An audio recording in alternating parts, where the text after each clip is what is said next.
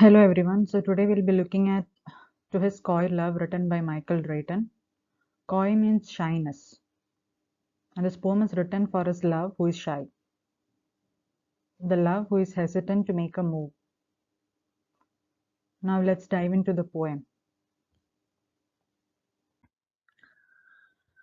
So before we dive into the poem, I want you people to know that Michael Drayton was in love with Anne Goodyear. Anne Goodyear was no one but the daughter of Henry Goodyear. Sir Henry Goodyear paid for the education of Michael Drayton. Michael Drayton lived in the house of Henry Goodyear, and he had a one-sided love towards Anne Goodyear. Anne Goodyear later marries somebody else in real life, whereas Michael Drayton, he lived the life of a bachelor. So these poems actually denote the wooing of Michael Drayton towards his love, Anne Goodyear. Keep this in mind so that when you read this poem, you will understand what exactly the poem is all about. So now let's dive into the poem. I pray thee, leave, love me no more. Call home the hurt you gave me.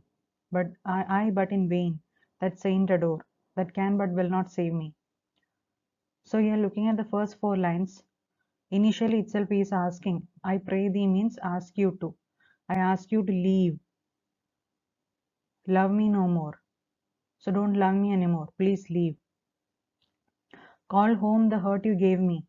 This ends with an exclamation mark. Exclamation mark shows here, exclamation mark shows pain. Exclamation mark actually intends to show surprise or some sort of a emotion and also pain. So here the speaker is in pain. So the speaker is telling his lover to leave and love him no more. Leave what? Now what is he asking the lover to leave? He's asking his lover to leave his heart, which the lover calls home. So he's in pain and he's telling this to his lover.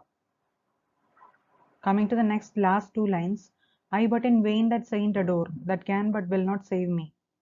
So I adore saint a lot. I adore means showing a lot of affection and love. I have a lot of affection and love towards saints. But that won't help me. That will not save me. My efforts are useless. I but in vain. I am in vain. I am in a useless state now because I am trying my level best to woo the lover. But everything is in vain. She is not reciprocating back to me. I'm making a lot of efforts towards her. I'm trying to woo her. I'm trying to make her happy. I'm trying to win her heart. I'm trying to be like a gentleman in front of her, but nothing is being fruitful. Everything is becoming fruitless. Everything is in vain. And even the saints cannot help me at this situation.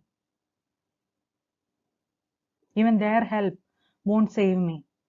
Because what I need is the love from the lover, love from her. But she is not responding back to me. She is not reciprocating back to me. Let's move on to the next four lines. So let's look at the other four lines. These poor half kisses kill me quiet. Was ever man thus served amidst an ocean of delight for pleasure to be starved? So here he says poor half kisses. Half kisses means one-sided love. So the one-sided love that I have towards you is killing me completely. Is slowly killing me. And he's asking a question: was ever man thus served? Was anyone served like this before? Was any man treated like this before? Just like how I'm being treated by my lover. There is only one-sided love, one-sided connection. The other person is not responding back or reciprocating back. And he's comparing it with like this, that ocean of delight. He feels like he's in the middle of an ocean of delight. But he's denied, but he's starved of pleasure. He feels like he's in the middle of the ocean of delight, but starved of pleasure. There is no pleasure.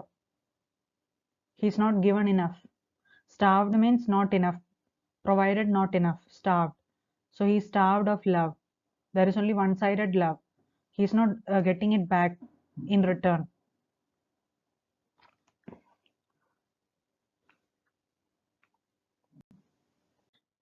Show me no more the snowy breast with azure riverets branched, where while mine eye with plenty feast, yet is my thirst not stanched.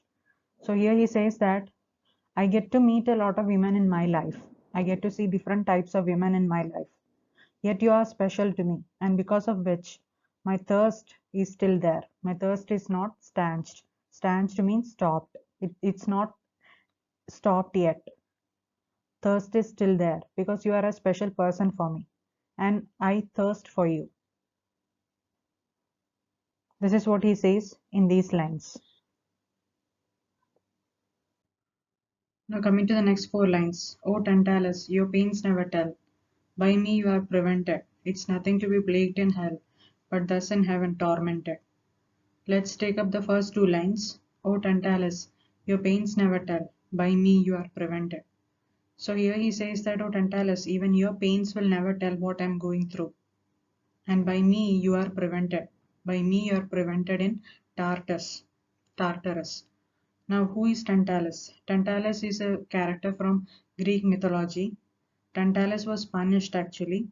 And what was his punishment? His punishment was to stand in a pool of water under a tree which was full of fruits. And the tree's branches were so low that he could catch the fruit. But the thing is, he was it was meant as a punishment, right? Because of a punishment, he was standing right in front of the pool under the low branches of a tree with fruits. But whenever he tried to catch the fruit, the branches would go up. That he wouldn't get the fruit. He wouldn't be able to catch the fruit.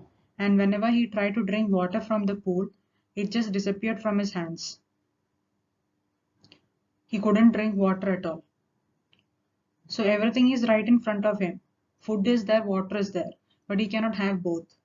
The same situation is for the speaker too. His beloved is right in front of him, but he cannot have her. Anne Goodyear is right in front of him, but Anne Goodyear is not responding back to him. His one-sided love is all going in vain. That's why he's saying like that. Because of me, Tantalus, you are prevented in hell. You are prevented from having water or having the fruit from that tree. Everything is right in front of you. And later on, this myth came to be known as Tantalian punishment, wherein you have things right in front of you, but you cannot have it. The same situation is happening to the speaker also. Everything is right in front of him, but he cannot have her. And then he says, why Tantalus is being tormented there? He says, it's nothing to be plagued in hell, but thus in heaven tormented. The speaker says that, see, I am in heaven, but I am being tormented in heaven. That's too hectic compared to what you're going through in hell. Plagued means pester. So pestering in hell is much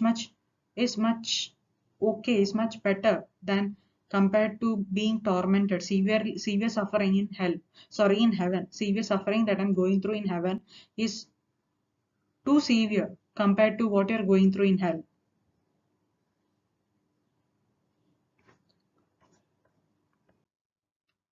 So next four lines. Clip me no more in those dear arms, nor your life's comfort call me. Oh, these are but too powerful charms, and do but more enthrall me. So let's look at the first two lines. In first two lines, he's complaining. In a way, he's saying that don't try to clip me in your dear arms, nor don't call me whenever you are free to talk about many things or some important subjects, talk about certain subjects. So don't try to do such things. Don't clip me in your arms or don't try to call me whenever you are free to discuss about something. But then he says, the next two lines, oh, these are but two powerful charms, and do but more enthrall me. But these things are like powerful charms. They're working like charms upon me. And what they're doing is they are making me a slave to you. I'm becoming a slave. The more number of times you do all these things, I am becoming your slave more and more. So in a way, he's trying to say that try to clip me in your arms and also try to call me whenever you're free to discuss about things.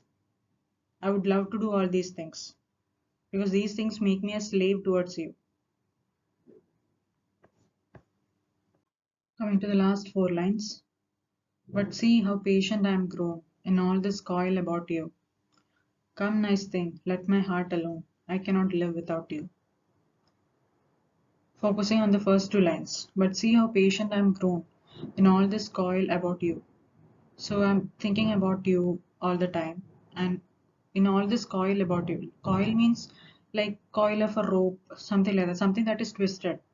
So in all this twisted thing about you, like we say, no, something like uh, twisted thing, or maybe the in the coil. Coil means something that is twisted, round and round it goes, right? Like concentric circles, something like that, concentric circles. So with that thing about you in inside my head, I have grown patient. I have learned patience because I've been waiting for you since then. And waiting for you, I have been that I have known patience now. Now I know what patience is. Coming to the last two lines. Come, nice thing, let my heart alone. I cannot live without you. So finally he admits, he says, nice thing, please leave my heart alone. Don't torment it again. Because I cannot live without you. There's so much of emotion in the last line. He says, I cannot live without you. I cannot live without you. That's the reason why always you're running inside my head. And you're running inside my head because of which I have learned patience too.